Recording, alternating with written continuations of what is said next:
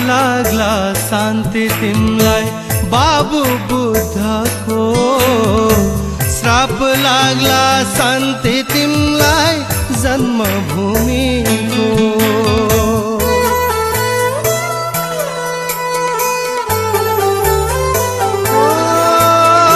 पाप लाग्ला शान्ति तिमलाई बाबु बुद्धको, श्राप लाग्ला शान्ति तिमलाई जन्मभूमिको।